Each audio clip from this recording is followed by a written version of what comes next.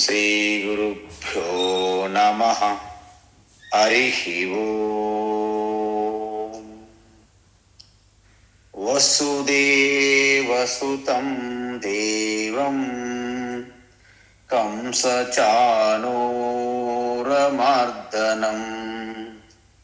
దేవకీ పరమానందం కృష్ణం వందే జగద్గురుం. తీర్త్వా మోహార్ణవం హత్వా రాగద్వేషాదిరాక్షసాన్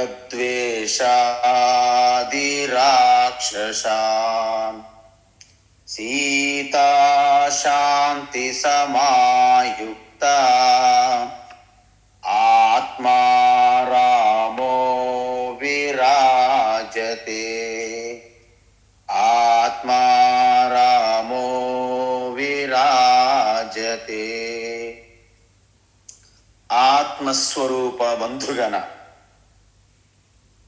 మనం గుణత్రయ విభాగ యోగం చూస్తున్నాము.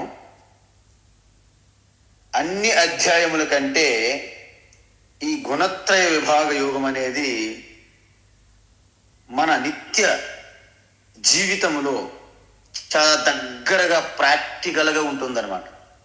అంటే ప్రతి క్షణము మన అబ్జర్వేషన్లో ఉన్నటువంటి, అనుభవంలో ఉన్నటువంటి ఏ జ్ఞానం ఉంటుందో అది ఈ గుణత్రయ విభాగ యోగం. ప్రతి ఒక్కరు ఇప్పుడు ఇక్కడే చెక్ చేసుకోవచ్చు, మీరు గమనించవచ్చు. నేను ఎక్కడ ఉన్నాను, ఎక్కడికి వెళ్ళాలి, ప్రయాణించాలి అనేది ఈ అధ్యాయంలో స్పష్టంగా చెబుతున్నారు భగవాన్.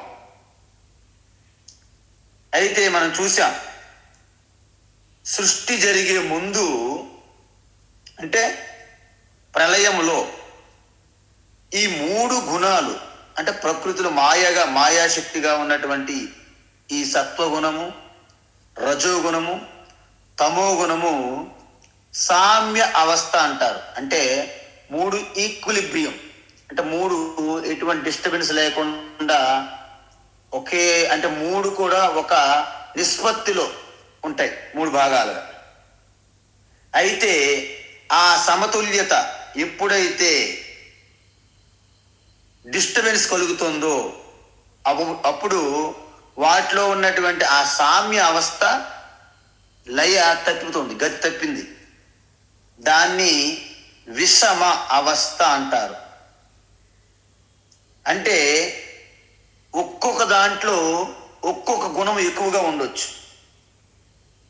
అందువలన ఈ సృష్టి మొత్తములో అత్యంత జడ పదార్థం ఉందనుకోండి, దాంట్లో అత్యధికంగా తమో గుణం ఉన్నట్లు లెక్క. అందువలన మన డోర్ తీసేలాగేస్తాం, కొంతమంది డోర్ తీసి డబ్బు నిలు వదులుతారు. అది కూడా చాలా తప్పు, అది కూడా హింసగా చెప్తారు ఋషులు. ఎందుకంటే ఆ చెక్క డోర్లో కూడా త్రిగుణాత్మకమైనటువంటి మూడు గుణములు ఉన్నాయి. ఉనికిగా ఉన్నటువంటి అస్తిత్వం, ఉనికిగా ఉన్నటువంటి ఎగ్జిస్టెన్స్గా ఉన్నటువంటి పరమాత్మ కూడా ఉన్నది. అందువలన మనము జడ పదార్థములు కూడా మనము అంత నిర్లక్ష్యంగా ఉండకూడదు. అయితే ఇదే మూడు గుణములు చెట్లలో ఉంటాయి, కీటకములలో, పక్షుల్లో, జంతువుల్లో, మనుషుల్లో ఉంటాయి. కానీ అన్నింటి అందు కూడా మూడు గుణములు ఉన్నాయి, పరమాత్మ కూడా ఉన్నారు ఉనికిగా. మరి ఇంత తారతమ్యాలు ఎందుకు, హెచ్చు తగ్గులు, ఈ భేదము అంటే దీనికి కారణము కేవలము ఈ మూడు గుణముల్లో ఉన్నటువంటి హెచ్చు తగ్గులు, వాటి యందు పరమాత్మ చైతన్యం ప్రతిబింబించే ఆ విధానం బట్టే ఆధారపడి ఉంటుంది తప్ప ఏ ఒక్క అణువులో కూడా పరమాత్మ విషయంలో, చైతన్య విషయంలో తేడా లేదు అంటున్నారు. అయితే ఎప్పుడైతే అంతఃకరణం అంటాం మనం. అంటే మనస్సు, బుద్ధి ఇవన్నిటికీ అంతఃకరణం అంటారు. అంటే లోపల ఇన్స్ట్రుమెంట్ అన్నమాట ఇవి. సో వాటి యందు ఈ పరమాత్మ యొక్క ప్రతిబింబం ఏదైతే పడుతుందో, ఎలాగైతే గోడ ముందు మనం నిల్చున్నారనుకోండి, మీ ముఖం మీకు కనిపించదు. అదే ప్లేస్లో అద్దం పెడితే మీ ముఖం కనిపిస్తుంది. అంటే అద్దం లేని గోడ, అద్దం పెట్టిన తర్వాత గోడ ఎంత తేడా ఉన్నదో, మనిషి యొక్క మనస్సు అద్దం లాంటిది. ఈ గోడ, ఆ తలుపు వాటికి మామూలు అద్దం లేని గోడ లాంటివి. అందువలన ఈ అహంకారం అనేది అంతఃకరణంలోనే ప్రతిబింబిస్తున్నది. అందువలన చెక్కకి, గోడకి అహంకారం అంతగా మనకు ప్రకటమైనట్టు మనకు తెలియదు. కానీ మనలో మాత్రం ఆ గుణముల యొక్క పనితీరు, వాటి ప్రభావము, హెచ్చు తగ్గులు బట్టి ఆ శుద్ధ చైతన్యం ప్రతిబింబించినప్పుడు మనలో కలిగినటువంటి ఆ జీవాత్మ, జీవభావం అహంకారం అంటారు. అందువలన అహంకారం అనేది అందరికీ సమానంగా ఉండదు. అందరికి ఎందుకు? ఒకే వ్యక్తిలో కూడా అహంకారము సమానంగా ఉండదు. ఎందుకంటే ఒక్కొక్కసారి మీలో సత్వగుణం అధికంగా ఉన్నదనుకోండి, రజోగుణము, తమోగుణము తక్కువగా ఉన్నట్లయితే దాన్ని సాత్విక అహంకారం అంటారు. అలా కాకుండా సత్వగుణము, తమోగుణము కంటే అధికంగా రజోగుణం ఉన్నట్లయితే దాన్ని, అంటే రజోగుణముతో కూడిన అహంకారం అంటారు. అంటే రాజసిక అహంకారం అంటారు. అదే విధంగా సత్వగుణము, రజోగుణము వాటికంటే అధికంగా తమో గుణం మనలో ఉన్నదనుకోండి, వృద్ధి చెందిందనుకోండి, దానికి తామసిక అహంకారం అంటారు. అయితే ఈ 3 గుణములతో మనము సహజీవనం చేయాల్సిందే. ఇది మీరు ఫస్ట్ తెలుసుకోవలసినటువంటి రహస్యం ఏమిటంటే, అబ్బే ఈ గుణముల నుండి నేను బయటపడిపోతాను అంటే కుదరదు. ఈ 3 గుణములతో పాటు మనము సహజీవనం చేయాల్సిందే. అయితే 3 గుణములతో నేను సహజీవనం చెయ్యాలంటే ఆ 3 గుణములు నన్ను సంసారంలో బంధిస్తాయి కదా. అవును, మరి వాటి నుంచి ఎలా బయటపడాలి? అందువలన మనం చేయాల్సిందల్లా ఏమిటంటే వాటి హెచ్చు తగ్గులను మాత్రం మనం మార్చగలం. అది ఆ రిమోట్ మన చేతిలో ఇచ్చాడు భగవాన్. అంటే సత్వగుణ అంశాన్ని పెంచుకొని రజోగుణాన్ని, తమోగుణాన్ని మనము తగ్గించుకోగలము. అలా కాకుండా రజోగుణం కూడా మనం పెంచుకొని సత్వగుణము, తమోగుణాన్ని తగ్గించగలము. అదేవిధంగా సత్వగుణము, రజోగుణము తగ్గించుకొని తమో గుణాన్ని కూడా మనము పెంచుకోగలము.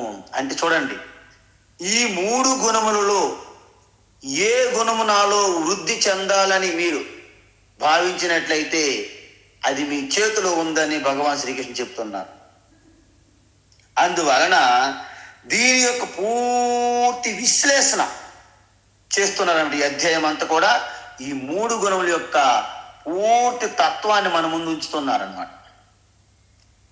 అయితే ఈ 3 గుణములను వాడుకొనే ఈ గుణాలను దాటి కూడా మనం వెళ్ళొచ్చు అని కూడా ఒక రహస్యం కూడా ఉన్నది ఈ అధ్యాయంలో.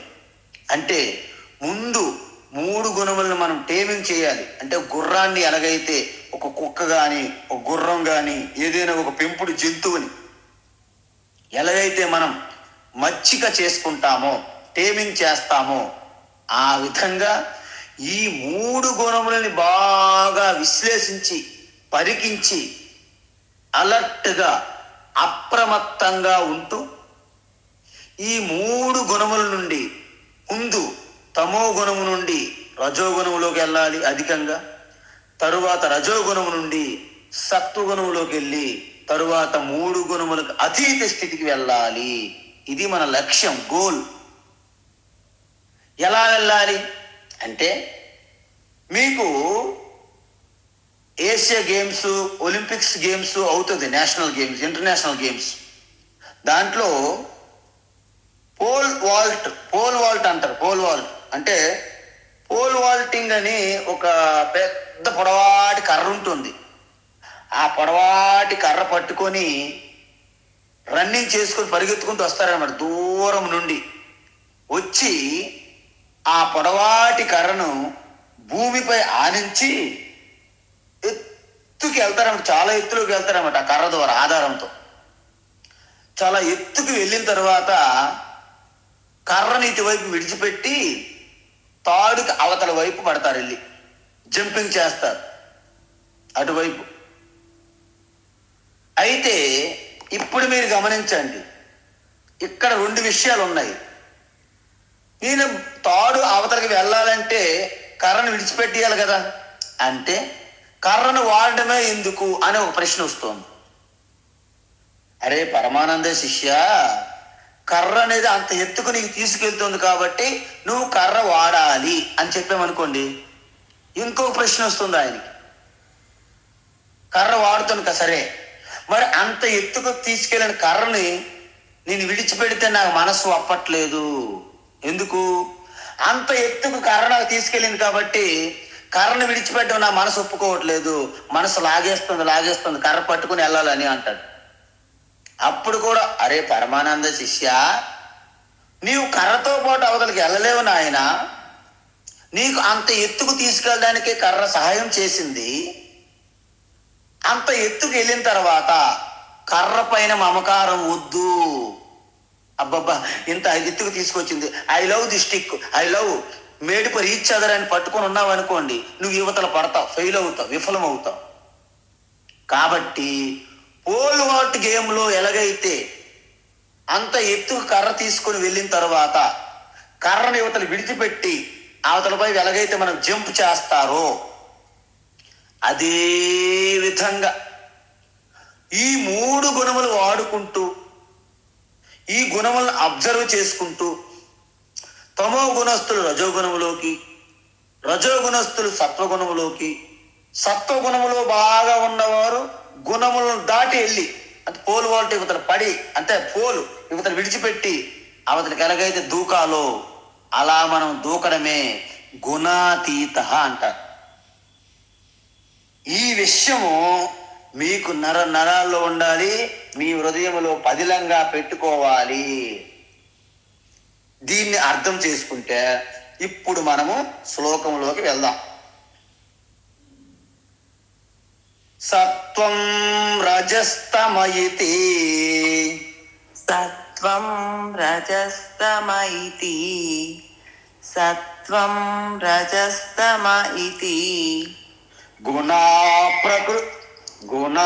ప్రకృతి సంభవాః, గుణాః ప్రకృతి సంభవాః, గుణాః ప్రకృతి సంభవాః, నిబధ్నంతి మహాబాహో, నిబధ్నంతి మహాబాహో, నిబధ్నంతి మహాబాహో, దేహే దేహినమవ్యయం, దేహే దేహినమవ్యయం, దేహే దేహినమవ్యయం,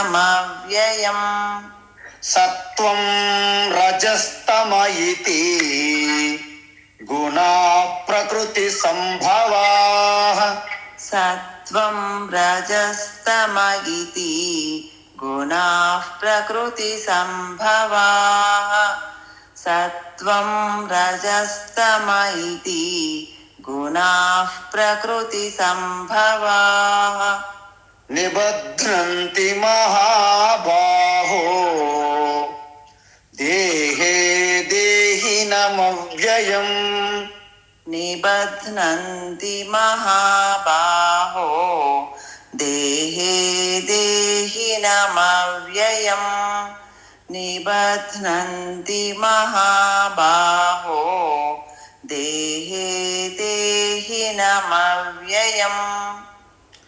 అద్భుతం. ఇప్పుడు కృష్ణ పరమాత్మ ఏం చెప్తున్నారంటే 5వ శ్లోకం నుండి 18వ శ్లోకం వరకు లెక్క పెట్టుకోండి. దగ్గర దగ్గర 13 శ్లోకాలు, 14 శ్లోకాల్లో భగవాన్ ఏం చెప్తున్నారంటే పూర్తిగా ఈ గుణాల యొక్క విశ్లేషణ, అంటే ఎలాగైతే ఒక ప్రొఫెసర్, ఒక రీసెర్చ్ సైంటిస్ట్ ఎలాగైతే పూర్తి వివరాలు ఆ స్పెషలైజేషన్ చేసిన వాళ్ళు ఎలాగైతే దాని యొక్క అన్ని వైపుల angles, pros and cons, positive negative అన్ని వైపు ఇన్నర్ త్రూ, అంటే లోపల బయట ఎలాగైతే ఒక స్కానింగ్ చేసి మనం విశ్లేషిస్తారో డాక్టర్స్ లాగా, మొత్తం ఈ గుణాల యొక్క స్వరూపం అవన్నీ వివరించబోతున్నారు ఇప్పుడు ఈ 5వ శ్లోకం నుండి 18వ శ్లోకం వరకు. అయితే గుణాలు ఏ విధంగా మనకు బంధిస్తాయి, ఇక్కడ నిబధ్నంతి అన్నారు. అంటే ఈ గుణా నిబధ్నంతి, చూసారా, సత్వం రజస్తమ ఈ 3 గుణాలు ప్రకృతి నుండి పుట్టాయి. ప్రకృతి సంభవాహ, ప్రకృతిని పుట్టినటువంటి ఈ 3 గుణాలు నిబధ్నంతి బంధిస్తాయట మనకి. ఎవరికి? దేహి, జీవులకి. చూసారా, అంటే ఈ దేహి అంటే జీవులకి బంధిస్తాయి. అయితే ఈ 3 గుణాలు విశ్లేషణ ఎన్ని రకాలుగా చెప్తున్నారు అంటే భగవాన్ శ్రీకృష్ణ ఇంత వివరంగా విభజించలేదు. కానీ మనము ఆయన చెప్పినటువంటి తత్వం అంతా చూస్తే ఈ 14 శ్లోకాల్లో మనకేం తెలుస్తుంది? ప్రతి గుణము యొక్క స్వరూపం ఏమిటి అంటే సత్వగుణము యొక్క స్వరూపం ఏమిటి, రజోగుణము యొక్క స్వరూపం ఏమిటి, తమో గుణము యొక్క స్వరూపం ఏమిటి అంటే దాని యొక్క స్వరూపాన్ని తెలియజేస్తున్నారు ఫస్ట్. తర్వాత ఏంటి, అది ఏ విధంగా మనల్ని బంధిస్తున్నాయి అంటే సత్వగుణం ఏ విధంగా బంధిస్తుంది, రజోగుణం ఏ విధంగా బంధిస్తుంది, తమో గుణం ఏ విధంగా బంధిస్తుంది. అది తర్వాత మన గుర్తు అనమాట. అంటే ఏంటి, ఆ గుణము అధికంగా ఉన్నప్పుడు మనలో కలిగే మార్పు ఏమిటి, చిహ్నం. అంటే మీలో పలాయన గుణం ఉంది అని మీరు చెక్ చేసుకోవచ్చు. అమ్మో నాలో ఇప్పుడు ఈ గుణం అధికంగా ఉందా అని మీరు స్పష్టంగా చూస్తారు. ఇంకెవ్వరు సహాయం అక్కర్లే. చూడండి నాలో ఏ గుణం ఉన్నది, మీలో ఏ గుణం ఉన్నది, మీకే తెలుస్తుంది, మాకైతే తెలుస్తుంది. అందువలన మన చేతికి ఉన్నటువంటి రిస్ట్ వాచ్ దాన్ని చూడడానికి అద్దం తీసుకురా అని అంటాం. అది పొరపాటు, అక్కర్లేదు అద్దం. మీ చేతికున్న వాచ్ మీకు బ్రహ్మాండ తెలుస్తుంది. అలా అన్నట్టు మీలో ఏ గుణము అధికంగా ఉన్నదో మీకే తెలుస్తుంది, బయట చెప్పడం కంటే. అందువలన ఆ గుణము అధికంగా ఉండేటప్పుడు మీలో ఉన్నటువంటి మార్పు, అదేవిధంగా ఈ గుణములో అధికంగా ఉన్నప్పుడు దేహ త్యాగం చేస్తే వారు ఎటువంటి స్థితి పొందుతారు అది కూడా చెప్తున్నారు ఇందులో. చూసారా, అంటే అందుకే గుణాల మీద మనం చాలా శ్రద్ధ పెట్టుకొని మనము వృద్ధి చేసుకోవాలి. గొప్ప సత్వగుణం లాంటిది. అందువలన మీరు దేహ త్యాగం చేసినప్పుడు ఏ గుణమైతే అధికంగా ఉందో మీరు పొందే గతి ఏమిటి అది చెప్తున్నారు ఇందులో. తర్వాత ఫైనల్ దాని యొక్క రిజల్ట్, ఏ గుణము ద్వారా అయితే నువ్వు జీవిస్తున్నావో ఈ జీవించున్నంత కాలంలో నువ్వు పొందే ఆ గొప్ప మార్పు ఫలం అది కూడా దీంట్లో చెప్తున్నారు. అంటే దగ్గర ఒక 5 విషయాలు భగవాన్ శ్రీకృష్ణ చెప్పబోతున్నారు. ప్రతి గుణం సంబంధించి 5 విషయాలు మనకు తెలుస్తాయి.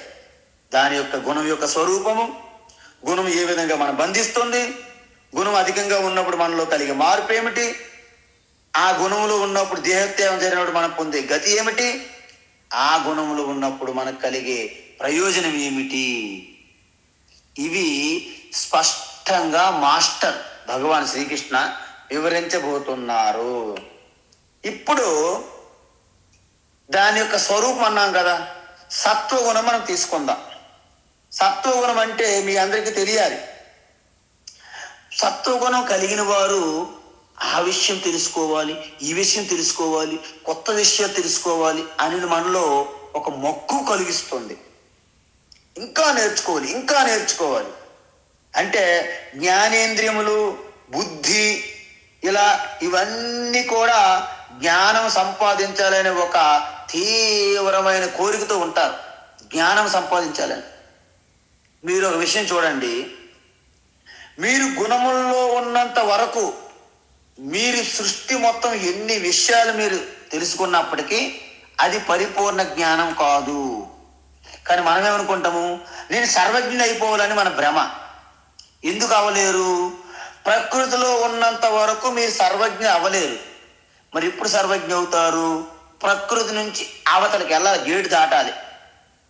అందువలన ఈ విధంగా ప్రకృతిలో ఉన్నంత మనకి సత్వగుణం అనేది జ్ఞానం మీద మనకి ఆశ కోరి కలిగిస్తుంది. ఓకే, అదే విధంగా మనం సత్వగుణం స్వరూపం చూసాం. అయితే ఇంకొకటి ఏంటి, సత్వగుణంలో తర్వాత రజోగుణం గురించి చెప్తాం. దాని స్వరూపం ఏమిటని. రజోగుణం కలిగిన వ్యక్తి నిరంతరం ఏదో ఒక పని చెయ్యాలి, ఒక యాక్షన్. పని చేయకపోతే వాళ్ళ కాళ్ళు చేతులు లాగేస్తుంటాయి, పీకేస్తుంటాయి. కాబట్టి వాటి తట్టుకోలేక ఏదో ఒకటి చెయ్యాలి. అమ్మగారు ఉంటారు, ఇంటి దగ్గర చూస్తుంటాం, పని ఉండదు. ఇది చూసి అప్పుడు చీపురు పట్టుకుంటారు, జాడు ఇటు నుంచి అటు కొడతారు, ఒక జాడు అటు నుంచి ఇటు ఒక జాడు కొడతారు. ఎందుకు?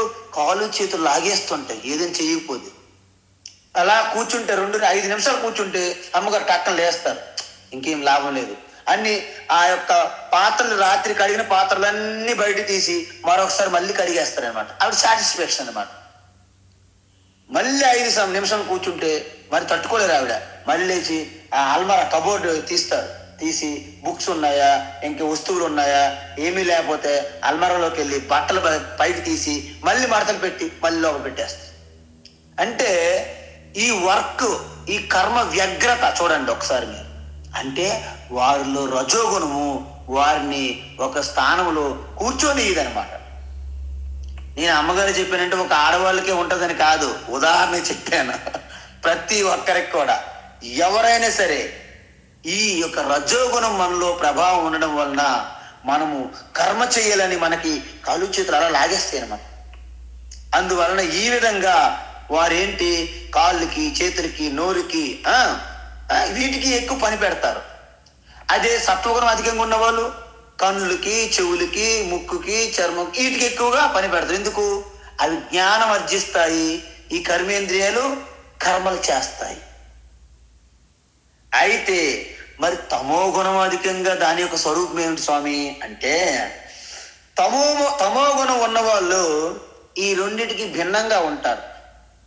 అంటే జ్ఞానేంద్రియములకి హుషారుగా ఉండవు, డల్లగా ఉంటాయి. అంటే చూడడం డల్లగా ఉంటారు, వినడం కూడా డల్లు. ఏం చెప్తున్నారండి? Pardon pardon, tell me, repeat repeat. వానికి వినిపించదు. ఎందుకు? Dull tubelight. అందువలన బద్ధకంగా ఉంటారు. అందువలన సత్వగుణం ప్రధానంగా జ్ఞాన ప్రధానంగా ఉంటే, రజోగుణం కర్మ ప్రధానంగా ఉంటే, తమోగుణం ఏం చూసాము? పూర్తిగా బద్ధకంగా ఉంటారు. దీన్ని బట్టి మనం అర్థం చేసుకోవాలి. మీరు నాకేమైనా కొత్త విషయాలు తెలుసుకోవాలని కోరిక కలుగుతుందా? ఓకే, మీలో సత్వగుణం వృద్ధిగా జరిగింది. చెయ్యాలి, అచ్చేసి ఏదో ఒకటి చేసేయాలి కర్మ. ఓకే, మీలో నాలో రజోగుణం అధికంగా ఉన్నది. ఏమండి బయటకు అక్కడికి వెళ్దామండి, ఒక టెంపుల్ ఏదో భజన సత్సంగం వస్తారా? ఇప్పుడు వస్తామండి, ఏం రాలేనండి, అలసిపోయానండి అని అక్కడే పడుకుంటారు. ఓకే, నాలో తమో గుణం అధికంగా ఉన్నది. తెలిసిపోయిందా మీకు? ఒకటి దాని స్వరూపం. రెండవది, ఏ వ్యక్తిలో ఏ గుణం అధికంగా ఉందో తెలియడానికి మనకి ఒక మార్పు మనలో కలుగుతుంది. ఆ మార్పు ఏంటంటే, జ్ఞానం ప్రధానంగా ఉన్న వ్యక్తి ఏమవుతారు? అంతర్ముఖంలోకి వెళ్తారు. అంటే అంతర్ముఖం సమారాధ్య బహిర్ముఖ సుదుర్లభ. ఎందుకంటే జ్ఞానం పొందాలని తప్పిస్తున్నటువంటి మీ బుద్ధి, మీ మనస్సు దానికి అన్వేషణలో ఉంటారు, వెతుకుతుంటారు అన్నమాట జ్ఞానం కోసం. సో తనకి ఇంతవరకు తెలిసిన జ్ఞానాన్ని మరొకసారి పదును పెడుతూ, విశ్లేషిస్తూ, చదువుతూ, ఆలోచిస్తూ, అలాగా ఒక తర్కబద్ధంగా ఆలోచన.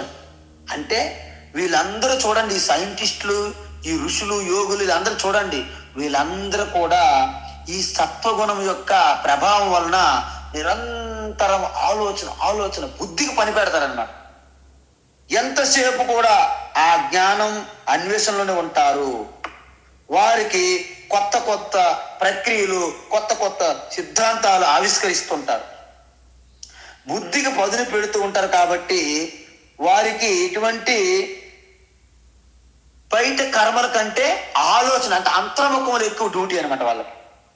అంటే బాహ్య ప్రపంచములో కంటే అంతర ప్రపంచంలోనే ఎక్కువ డ్యూటీ చేస్తారు. అందుకే చూడండి, ఎక్కువ అడ్వైజర్లు పెట్టుకుంటారు చూసారా. ఒక్కొక్క ముఖ్యమంత్రులు ఉంటారు, వాడి చుట్టూ 8 మంది అడ్వైజర్లు పెట్టుకుంటాడు. ఈ ప్రజల సంపద, ఈ ప్రభుత్వం, ఈ ఖజానా అంతా అడ్వైజర్లకు ఇచ్చుకుంటాడు. చివరికి ఆ అడ్వైజర్లతోనే పతనం అయిపోతాడు ఆయన. కాబట్టి ఈ అడ్వైజర్లు అంటే ఏంటండి, బయటికి వెళ్ళి పనిచేసేవాళ్ళు కాదు, బుద్ధికి పదును పెట్టేవాళ్ళు. నిజంగా బుద్ధి పదును పెడుతున్నారా? బుద్ధికి పదును పెట్టట్లేదు. వాళ్ళు బద్ధకస్తులు అయ్యి బుద్ధికి పదును పెడుతున్నామని యాక్టింగ్ చేస్తున్నారు అడ్వైజర్లుగా ఇప్పుడు చాలా మంది ఈ రోజుల్లో. కానీ ఒకప్పుడు అలా కాదు. నిజంగా బుద్ధికి పదును పెట్టి జ్ఞానవంతులు, విద్యావంతులు, పండితులు, అలాంటి వాళ్ళు ఋషులు, అలాంటి వాళ్ళు సలహాదారులుగా ఉండేవారు. అయితే దీన్ని బట్టి మీకేమైంది? మనలో జ్ఞాన వృద్ధి జరుగుతుంది అంటే సత్వగుణ ప్రభావమే. అది మనకి తెలుస్తుంది. లింగం అంటే గుర్తు. మరి రజోగుణం యొక్క గుర్తు ఎలా తెలుస్తుంది అంటే, రజోగుణం ప్రధానంగా ఉన్న వ్యక్తి బహిర్ముఖంగా పోతూ ఉంటాడు. ఈ సంవత్సరం కాశీ వెళ్ళాను, వచ్చే సంవత్సరము పశుపతినాథ్కి వెళ్తాను, తర్వాత అమర్నాథ్, తర్వాత కైలాసం, తర్వాత సైబీరియా పోతాడు. ఇంకే అడ్డు దానికి అంతు పోతూనే ఉంటాడు బహిర్ముఖంగా. అందువలన అతను బహిర్ముఖంగా ఉంటారు. అంతేకాదు, జ్ఞానం పొందాలో అనుకునే వ్యక్తి ఎప్పుడు నిశ్శబ్దం, సైలెంట్, ఏకాంతం కోరుకుంటారు జనరల్గా. కానీ ఈయన చుట్టూ జనం ఉండాలి. అసలు సైలెన్స్ అంటే అస్సలు పడదు. సైలెంట్, భయపడుతుంటారు అన్నమాట వీళ్ళు.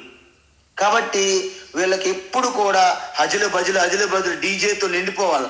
ఇటు అటు ఊగిపోయి శబ్దాలతో నింపేసి శబ్ద కాలుష్యంలో బ్రతుకుతుంటారు. ఎందుకు? వీళ్ళంతా రజోగుణ ప్రధానంగా ఉన్నదని అర్థం. అందువలన అదే నిశ్శబ్దం కొంచెం కూడా భరించలేరు ఎవరు? సత్వగుణం ఉన్నవాళ్ళు. కానీ రజోగుణం ఉన్న వాళ్ళు ఏంటి? నిశ్శబ్దం అంటే చాలా భయంగా ఉంటుంది వీళ్ళకి తోడు రెండో వ్యక్తి లేకపోతే వీళ్ళు ఉండలేరు. అందువలన వీళ్ళు ఎప్పుడు కూడా శబ్దాలు, ఆ యొక్క వర్కహాలిక్ అంటారు. వీళ్ళకి ఏమంటారు? వర్కహాలిక్. ఆల్కహాలిక్ కాదు, వర్కహాలిక్ అనమాట వీళ్ళు.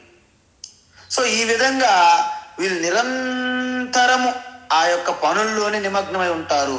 ఒక పని అయిపోయింది అనుకోండి, రెండో పని ఆల్రెడీ ప్లాన్ లిస్టులో ఉంటాయి వరుసగా. ఈ విధంగా మన గుర్తు ఏంటంటే, ఆయన బిజీ వర్క్లో ఉండడాన్ని బట్టి మనం అర్థం చేసుకోవచ్చు. ఓకే, వీరిలో నాలో రజోగుణం ఉందని ఎవరికి వాళ్ళే చెక్ చేసుకోవాలి మొదట. తరువాత తమో గుణంకి గుర్తు ఏంటి? తమో గుణంలో ఈ రెండు ఉండవు. అంటే ఏంటి?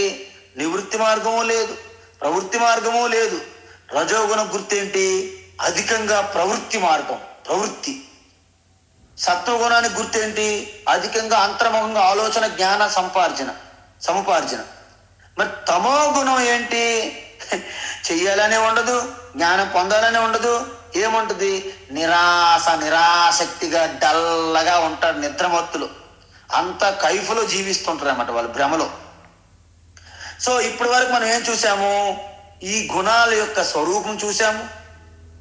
ఈ గుణాల యొక్క గుర్తు అది అధికంగా ఉండేటప్పుడు మనలో ఏ విధంగా మనకు తెలుస్తుంది అని చూసాం. అయితే ఇప్పుడు మనము మూడో విషయం ఇంపార్టెంట్, చాలా ప్రాముఖ్యం. ఇవి మనల్ని ఏ విధంగా బంధిస్తున్నాయి? ప్రతి ఒక్కరికి అదే ప్రశ్న. ఈ 3 గుణాలు బంధిస్తున్నాయి అన్నారు కదా, ఇవి ఎలా బంధిస్తున్నాయి అంటే, బంధనం అంటే మీకు బయటికి కనిపించినటువంటి తాళండి ఈ గుణాలంటే అర్థం. అందువలన సత్వగుణం ప్రధానంగా మనస్సు ప్రశాంతత కోరుకుంటుంది. చూడండి, ఎవరైనా సరే సత్వగుణం ఉంటే వాళ్ళ దరిదాపులు ఎవరైనా మాట్లాడితే భరించలేరు. దూరం వెళ్ళి మాట్లాడుకోండి, ఇక్కడ మాట్లాడొద్దు అంటారు. ఎందుకంటే సహించలేరు వాళ్ళు. అసలు వాళ్ళకి ప్రశాంతంగా సుఖంగా ఏదో జ్ఞానార్జనతో ఆనందంగా శాంతంగా ఎటువంటి డిస్టర్బ్ లేకుండా ఉండాలని కోరుకుంటుంటారు వాళ్ళు, సత్వగుణం ఉండేవాళ్ళు. ఎందుకు? ఆలోచించడానికి, ఏదైనా గమనించాలన్నా, విశ్లేషించాలన్నా, ఏదైనా చదవాలన్నా, వినాలన్నా వాళ్ళకి పిన్ డ్రాప్ సైలెన్స్ అంటారు మన వాళ్ళు స్కూల్లో టీచర్లు. ఈ విధంగా వాళ్ళకు ప్రశాంత వాతావరణం కావాలి. అందుకే ఈ జనములో ఉన్నటువంటి సందడి విడిచిపెట్టి గుహలకి, అడవుల్లోనూ, నదీ తీరాల్లోకి వెళ్ళిపోవడానికి కారణము అదనమాట. అందుకే పాండురాజుకు సత్వగుణం ఉన్నది కాబట్టి ఈ పనికిమాలిన రాజకీయం నాకు వద్దని ఆయన అడవులకు వెళ్ళిపోతే ఆ అధికారం నాకు కావాలని వెంటబడుతూ తిరిగాడు ధృతరాష్ట్రుడు అని ఒక పుత్రులు. అందువలన అటువంటప్పుడు చిన్న శబ్దం వినిపించినా, ఎవరైనా గెస్ట్ వచ్చినా, ఏం చేసినా వాళ్ళకి డిస్టర్బ్ అయిపోతారు, ఆందోళన అయిపోతారు. ఎవరు? సత్వగుణం. అంటే దీని అర్థం ఏంటి? సత్వగుణము మీకు ఎక్కడ నేను డిస్టర్బ్ అయిపోతున్నానా అనే విధంగా ఈ ప్రశాంతత నాకు కావాలని నిరంతరము ప్రశాంతతలో ఉండాలి, నాకు ఎటువంటి డిస్టర్బ్ కాకూడదు అనే ఒక చింతనలో ఉంటారు. అంటే ఈ విధంగా మీకు ఏమర్థమైంది? సత్వగుణం కూడా మీకు నేను సర్వజ్ఞుని అయిపోవాలి అని అనుకుంటారు. ఏంటి అంటే ఎంత జ్ఞానం తెలుసుకుంటున్నా దానికి అంతు ఉండదు. ఎందుకు? జ్ఞానం అంటే ఏ జ్ఞానము? ఈ ప్రకృతి, ఈ యొక్క మొత్తం వ్యావహారిక జ్ఞానం, ఆత్మజ్ఞానం కాదు ఇప్పుడు చెప్పింది. అందువలన మన సైంటిస్టులు చూడండి, మన పిహెచ్డి చేసిన వాళ్ళు చూడండి, ఎన్ని పిహెచ్డీలు చేసినా ఇంకా నాకు తెలియదనే ఉంటుంది. ఎందుకు? ఈ వ్యావహారికమైన నామరూపం, అనంతమైన నామరూపాలు, నువ్వు ఎంత తెలుసుకున్నా తక్కువే. కాబట్టి ఈ విధంగా మనకి ఈ జ్ఞాన సంజ్ఞేన తెలుసుకోవాలనే ఒక భ్రమలో మీకు ఇది బంధిస్తుంటది అనమాట. అందువలన చిన్న శబ్దం, ఈవెన్ సైలెంట్గా ఉంటే గడియారం టిక్ టిక్ అన్నదని అది కూడా సహించలేదు వీళ్ళు. అప్పుడే ఒక బల్లో, పిల్లో, కుక్క అరిసింది అనుకోండి, ఇంకా ఇబ్బంది. మనోళ్ళకి చెప్పాలా, మనోళ్ళు బోనాలు అంటారు, బతుకమ్మంటారు, అనేక రకాల జుజ్జురుకుడు చుట్టూ రోజు సందడే మనకి. నిజంగా సత్వగుణం ఉన్నోళ్ళు భరించలేరు ఈ శబ్దాలకి. కాబట్టి ఇదంతా కూడా ఇది వాళ్ళకు ఒక రకమైనటువంటి ఇబ్బందికరంగా ఉంటుంది.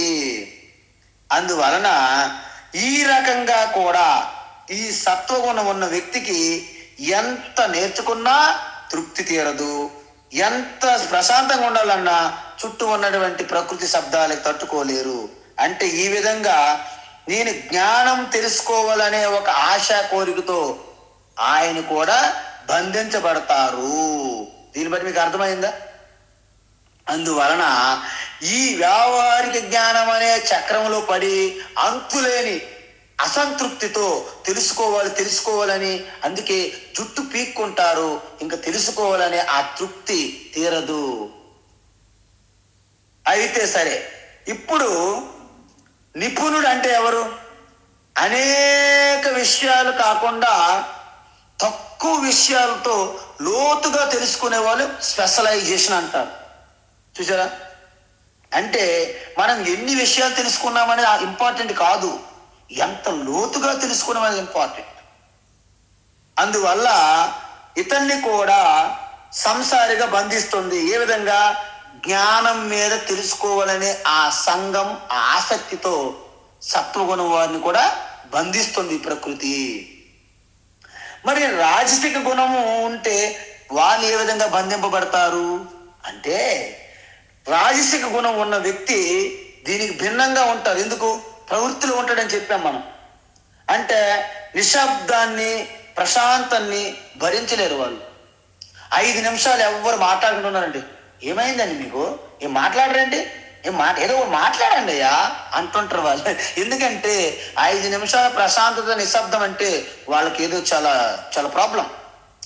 అందువలన వాళ్ళు ఎప్పుడు కూడా ఎవరు మాట్లాడడానికి లేకపోతే టీవీ గట్టిగా పెట్టేసి, శబ్దాలు పెట్టి, సౌండ్ పెట్టేసి, పాటలు, మ్యూజిక్లు పెట్టేసి ఏదో ఒక రకంగా అక్కడ ఒక రకమైనటువంటి శబ్దాన్ని క్రియేట్ చేస్తారన్నమాట వాళ్ళు. అంటే అతను తన ఆనందం కోసము ఇతర వస్తువులపైన ఇతర మనుషులపైన ఆధారపడతారు. వారు పక్కన లేకపోతే ఇక కుమిలిపోతారు, భయపడిపోతారు, బాధపడిపోతారు. దీన్ని సంసారము, బంధనము అంటారు. చూడండి, ఇటువంటి తాళ్ళు లేవు కానీ మిమ్మల్ని బంధిస్తుంది. అందువలన వీళ్ళు ఎప్పుడు కూడా బయట వ్యక్తులపైన వస్తువులపైన ఆధారపడి ఉంటారు. వాళ్ళు ఒక్కసారి మిస్ అయితే వీళ్ళు తట్టుకోలేరు. ఎందుకు? వీళ్ళు ఫుల్గా ఆ యొక్క అజులు శబ్దాలతో, పనులతో, యాక్షన్స్తో ఫుల్ బిజీగా ఉండడం అనేది దాని స్వభావం. వాళ్ళందరూ ఒక్కసారి వెళ్ళిపోయారంటే ఇక ఒక్కసారి మనిషి కుమిలి పడిపోతుంది భూమి మీద.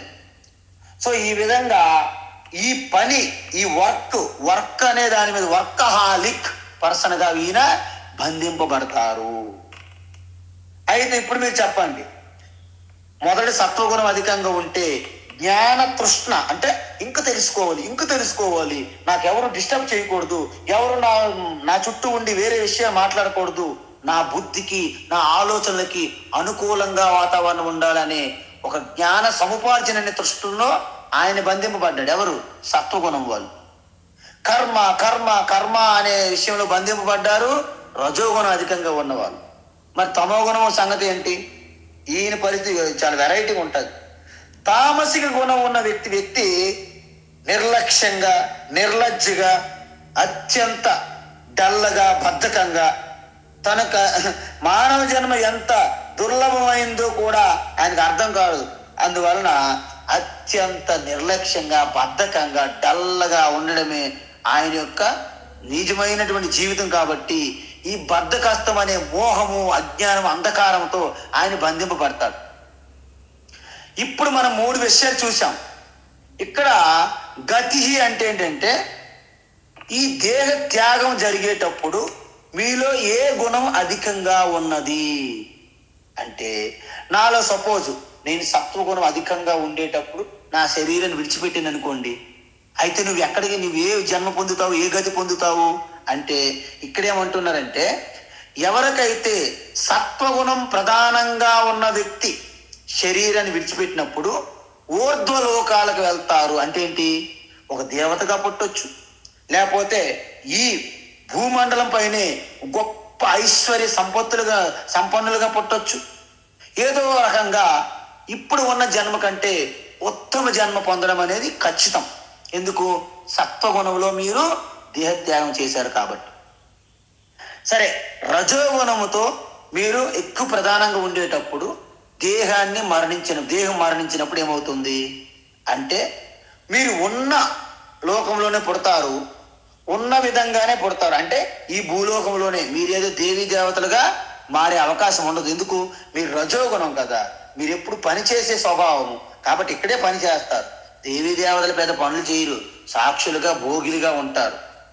అందువలన ఇక్కడ ఈ మధ్యమైనటువంటి లోకాలంటే ఈ మధ్యలోకం, భూలోకంలోనే మీరు జన్మ పొందుతారని చెప్పారు.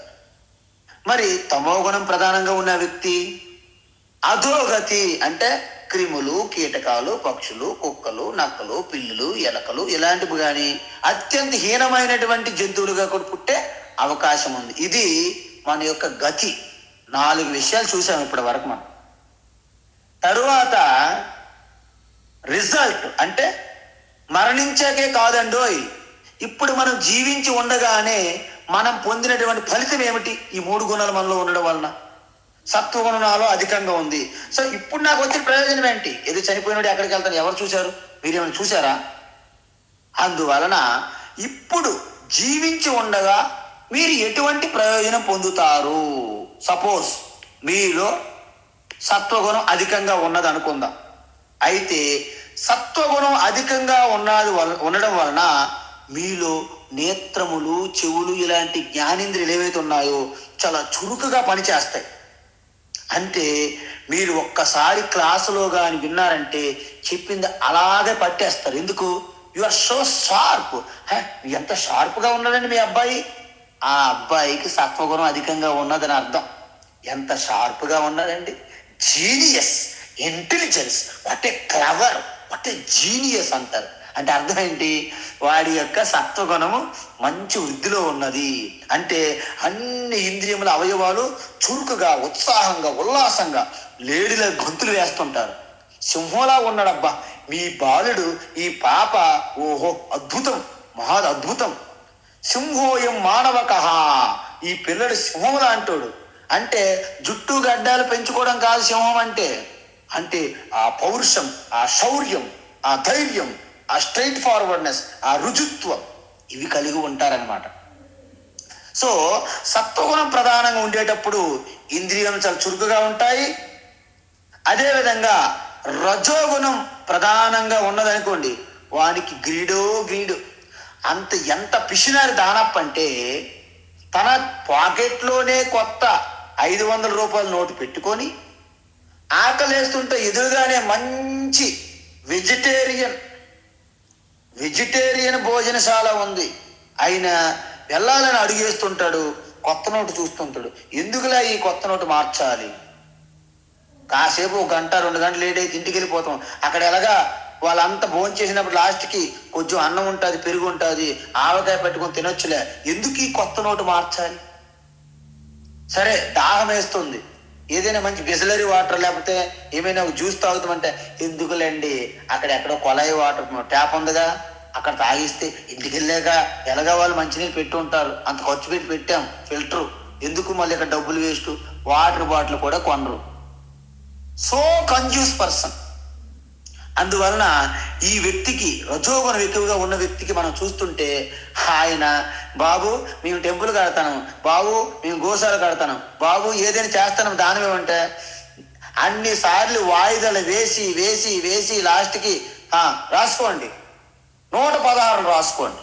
అబ్బా 116లతో నువ్వెన్ని సమతామూర్తులు కడతావో కట్టుకోపో, నీ 116 ఇచ్చాను. ఏమండి నీ 116 ఇచ్చినట్టు మాత్రము ఆ శిలాపలకం మీద రాయండి అని కోరుకుంటారు అన్నమాట. ఇచ్చిందేమో 116. ఆయనకి కావాల్సింది ఒక శిలాపలకం మీద తాతల వివరాలు వెంకటేశ్వరరావు విరాళం 116 పెద్ద అక్షరాలతో మనం రాయాలి, కనిపించాలి అందరికి. అంటే దీన్ని లోభి. ఆ విధంగా ఇంకొకటి ఏంటంటే ఈ కర్మ ఎక్కువ వీళ్ళకి ఏంటంటే దుఃఖం ఎక్కువ కలుగుతుంది, ఆయనకి శాంతి ఉండదు. అందువలన ఎప్పుడైతే సత్వగుణం ఉన్నవారికి శాంతి సుఖం వస్తే, రజోగుణం ఉన్న వాళ్ళకి రిజల్ట్ ఏంటి? దుఃఖము, అశాంతి. మరి తమోగుణం ప్రధానంగా ఉన్న వ్యక్తికి ఎప్పుడు కూడా ఒక శ్రద్ధ ఉండదు, ఒక భక్తి ఉండదు, ఒక చురుకుదనం ఉండదు, ఒక ఉత్సాహం ఉండదు, ఎప్పుడు చూసినా ఏడుపు ముఖం, దేని మీద కూడా శ్రద్ధ ఉండదండి. అంటే ఆయన ఒక మోహంలో ఉంటాడు, అజ్ఞానం. అలాగా రోజు రోజుకి మనం ఎలాగైతే పెయింటింగ్ సంవత్సరం మారుస్తామో అలాగ పెయింటింగ్ మీద పెయింటింగ్ అజ్ఞానం పెరుగుతుంది అనమాట. ఇది మనలో రిజల్ట్స్ అనమాట.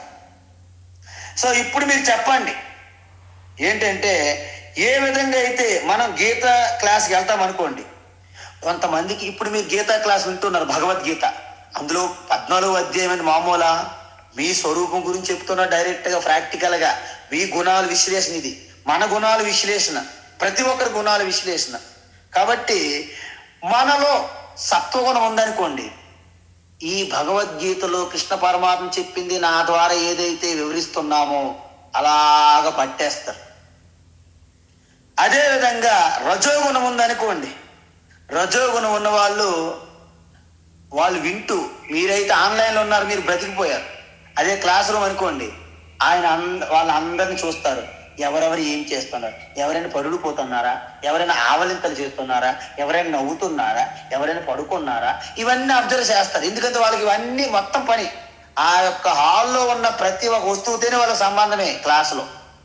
వీళ్ళు రజోగుణ ప్రభావం. తమోగుణం అనుకోండి, ఇక ఒకటే డోజింగ్, ఊగిపోతుంటారు, ఊగిపోతూ తూలిపోతూ ఎంత ఫుల్ కైఫ్లో ఉంటారు అన్నమాట, నిద్ర లేదు రాత్రి అంతా. సో ఈ విధంగా ఉండడాన్ని మనము ప్రత్యక్షంగా మనం దర్శిస్తుంటాం, ప్రోగ్రామ్స్ చేసేటప్పుడు చూడాలి మీరు.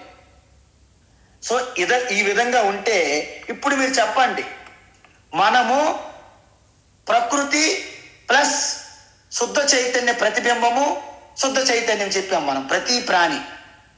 అయితే అహంకారం సనాతనంగా ఉన్నంత వరకు నువ్వు సంసారం నుంచి బయటపడే అవకాశమే లేదు.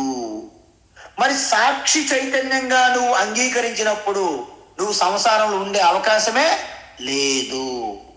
అంటే నువ్వు ప్రకృతిలో ఉన్నప్పటికీ, ఈ 3 గుణాల్లో ఉన్నప్పటికీ, సాత్విక అహంకారం కానీ, రాజసిక అహంకారం కానీ, తామసిక అహంకారం కానీ, ఏదో ఒక అహంకారం ఉండాల్సిందే కదా. అలా కాకుండా సాత్విక అహంకారంలోకి ఉన్నప్పటికీ అక్కడ నుండి నాకు అహంకారంతో సంబంధం లేదు, నేను వీటన్నింటినీ సాక్షిగా ఉన్న శుద్ధ చైతన్య నా స్వరూపము అని పదే పదే అభ్యాస చింతన చేయడం వలన మీరు గుణాతీత, అహం గుణాతీత సాక్షి అనే ఒక అనుభూతి కలిగితే అప్పుడు మీరు సంసారం నుండి బయటపడినట్టు లెక్క. ఇప్పుడు చూడండి ఈ విధంగా ఈ 3 గుణాలు మనకి ఒక వివరణాత్మకమైనటువంటి ఇచ్చారు. ఎలాగా? సత్వం రజస్తమయితి గుణ ప్రకృతి సంభవా.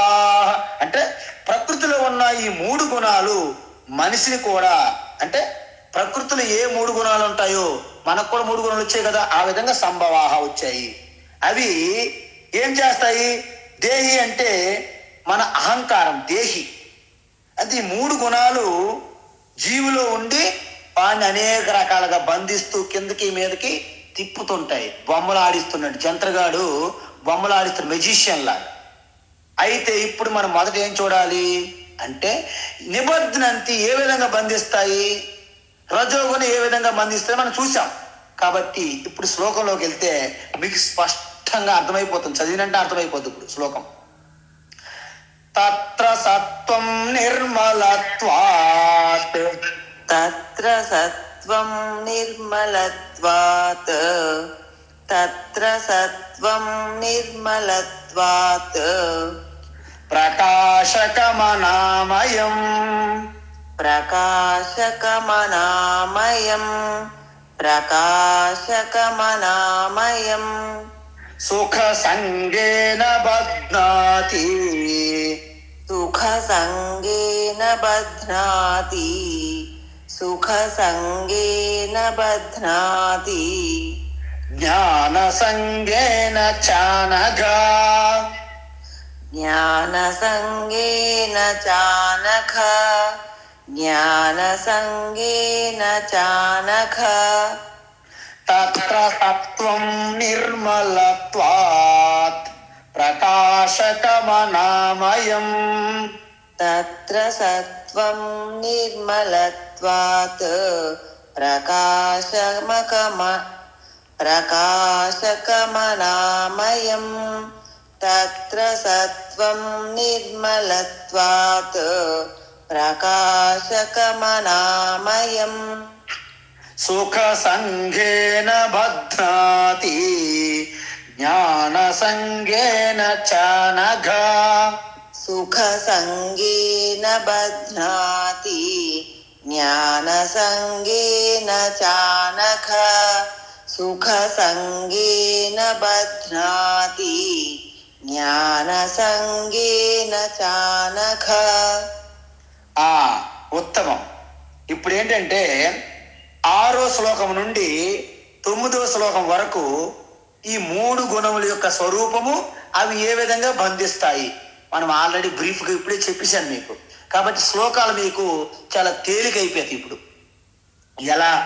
ఓ అనగా అంటే ఓ పాపము, కాలుష్యము, మాలిన్యము లేనటువంటి ఒక పవిత్రమైనటువంటి ఓ అర్జున అంటే అర్జునుడికి బూస్టింగ్ ఇస్తున్నాడు శ్రీకృష్ణ పరమాత్మ. మన పిల్లలు చూడండి, వాళ్ళు ఎన్ని పెంకితనంగా ఎన్ని తప్పులు చేస్తున్నా నువ్వు చాలా మంచోడు నాయన, నువ్వు హనుమంతుడు లాంటోడు, నువ్వు అర్జునుడు లాంటోడు, నువ్వు ప్రహ్లాదు లాంటి అంట. ఊరికే ఆయన ప్రహ్లాదుడు కాదు, చాలా తుంటది. అయినప్పటికీ ఆయనకు ఒక ఎంకరేజ్మెంట్ ఇవ్వాలి, లేకపోతే పనిచేయడిగా చెప్పింది. ఆ విధంగా అర్జునుడు పొగుడుతున్నాడు శ్రీకృష్ణ పరమాత్మ. ఓ పాపరహితుడా, అబ్బా అద్భుతం, ఓ కుంతీపుత్రుడా, ఓ నువ్వు కుంతీదేవి పుట్టావు, గుర్తు చేసుకో, ఆ మహాతల్లి కడుపు పుట్టావు కాబట్టి నువ్వు ఇంత భయంగా పిరిగితనంగా ఉండకూడదని అర్థం. ఒక్కొక్కసారి చెప్తుంటారు అలా. అందువలన ఇప్పుడు మనం చూసినటువంటి ఎన్ని అంశాలు చెప్పాము మనము? 5 రకాలు చెప్పాము. ఏంటి 5? మన స్వరూపం చెప్పాము, అది ఏ విధంగా బంధిస్తుందని చెప్పాము, అది ఉన్నప్పుడు ఉన్నటువంటి గుర్తు, ఆ మార్పు చెప్పాము. అది ఉన్నప్పుడు శరీరం విడిచిపెట్టినప్పుడు మనం ఏం పొందుతాం చెప్పాము. ఆ గుణం ప్రభావం అధికంగా ఉన్నప్పుడు నీలో కలుగుతున్న ప్రయోజనం కూడా చూసాము. ఇవన్నీ అయితే ఇక్కడేం చెబుతున్నాము, ఆ గుణము యొక్క స్వరూపము అది ఏ విధంగా బంధిస్తుంది. ఈ రెండు విషయాలు ఇప్పుడు చూస్తాం. ఎలాగా? ఈ శ్లోకం నుంచి ఫస్ట్ చూడండి, లక్షణం చెప్పాం. అంటే ఏంటి లక్షణము? సత్వగుణం యొక్క లక్షణ స్వరూపం ఏంటి అంటే, సత్వగుణం నిరంతరం మీకు ఆ జ్ఞానం పొందాలి అని అన్నారు. అందువలన సత్వం గుణం అంటే ఆయనకి నిర్మలత్వాత్, అంటే మనస్సు నిర్మలంగా ఉంటుంది. మీలో ఎవరికైతే ప్రశాంతంగా నిర్మలంగా మనసు ఉందో అనిపించింది అనుకోండి, మీరు చెక్ చేసుకోండి మీలో సత్వగుణం వృద్ధి చెందింది అని అర్థం. దాన్ని శుద్ధ సత్వం అంటారు, నిర్మలం అంటారు. మలం లేకపోవడం నిర్మలం అని అర్థం. సో నిర్మల సత్వం అంటే ఏమిటి? సత్వగుణం ప్రధానంగా ఉంటే తక్కిన రెండు గుణాలు దానికి ఓడించలేవు, కలుషితం చెయ్యలేవు. దాని అర్థం ఏంటి? రజోగుణం కానీ తమో గుణం కానీ మిమ్మల్ని ఏమి ఇబ్బంది పెట్టలేవు. ఎందుకు? మీలో ఆల్రెడీ సత్వగుణం అధికంగా ఉంది. సత్వగుణం అధికంగా ఉంటే శుద్ధ సత్వం అంటారు. రజోగుణము ఈ యొక్క తమో గుణం మిమ్మల్ని మలినం చేసి అనుకోండి, అప్పుడు మలిన సత్వం అయిపోతుంది. కాబట్టి ప్రకాశకం అంటే సత్వగుణం అధికంగా ఉంటే రెండు గుణాలు ఏమీ చేయలేవు. కాబట్టి అత్యంత ఎనర్జెటిక్ గా, అబ్బా ఎంత ఉత్సాహంగా ఉన్నారండి అంటే చూడండి, దక్షిణామూర్తి యవ్వనంగా ఉన్నారని చెప్తారు మనకి. మౌనం వ్యాఖ్యా ప్రకటిత పరబ్రహ్మతత్వం యువానం వర్షిష్టాంతే వసదృషి గణై ఆవృతం బ్రహ్మనిష్టై ఆచార్యేంద్రం కరకలిత చిన్ముద్రమానంద రూపం స్వాత్మారామం ముదిత వదనం దక్షిణామూర్తి మీడే చిత్రం వటతరో మూలే వృద్ధా శిష్య గురుర్యువ. చూసారా, శిష్యులేమో వృద్ధులు, గడ్డాలు మీసాలు పండిపోయిన వృద్ధులు, పండిపోయి ఉన్నారు ఆల్రెడీ మామిడి పండులాగా. మరి గురువు యువకుడు అంటే ఉత్సాహం, ఉల్లాసం, ఆ సత్వగుణం దాటిపోయినటువంటి నిర్మలం ప్రకాశిస్తున్నాడు దక్షిణామూర్తి. మనం కూడా దక్షిణామూర్తి స్వరూపమేగా, కానీ మనము పండిపోయిన మామిడి పండులా ఉన్నాం. ఎందుకు? ప్రకృతిని గట్టిగా పట్టేసి వాటేసుకుంటున్నాం. ఆయన ఏమంటున్నాడు? ప్రకృతిని వదిలిపెట్టండి అంటే మనం ఏం చేస్తున్నాము? ప్రకృతిని నాకు గట్టిగా పట్టేసుకొని, మొన్న చెప్పాను చూడండి, ఎలాగైతే మనం ఫ్లైఓవర్ బ్రిడ్జి బల్లి గట్టి పట్టించుకున్నట్టు ప్రకృతిని గట్టి పట్టించుకొని ఐ లవ్ మై ప్రకృతి, ఐ లవ్ మై గుణము, I love my peace, I love my silence అని పట్టించుకున్నాం. సో ఈ బంధం అనేది మనము పెంచుకుంటున్నాము. కాబట్టి సత్వగుణం విన్న వ్యక్తి ప్రకాశవంతంగా, ఫుల్ క్లారిటీ, షార్ప్నెస్, అంటే బల్బు ఎలాగైతే స్విచ్ చేస్తే వెలుగుతుందో అలాగ ఉంటారు సత్వగుణం ఉండేవాళ్ళు. మరి తమో గుణం ఉన్నవాళ్ళు ట్యూబ్ లైట్. మన పార్లమెంట్లో చూస్తాం, అసెంబ్లీలో చూడండి మీరు, ఒక్కొక్కరికి చెప్పింది 5 నిమిషాల తక్కువ ఆయనకి ఏం అర్థం కాదు. ఏమన్నారండి? 5 నిమిషాలు అయిన తర్వాత. కాబట్టి అది తమో గుణం అని అర్థం. సో ఈ విధంగా అనామయం అంటే ఎప్పుడైతే ఇటువంటి వాళ్ళకి రజోగుణం ఎటువంటి ప్రభావం చూపెట్టలేదు అంటే సత్వగుణం అనేది అనామయంగా ఉంటుంది. అనామయం అంటే ఏంటి? వాళ్ళకి తమో గుణం అనేది ఏమీ చెయ్యలేదు.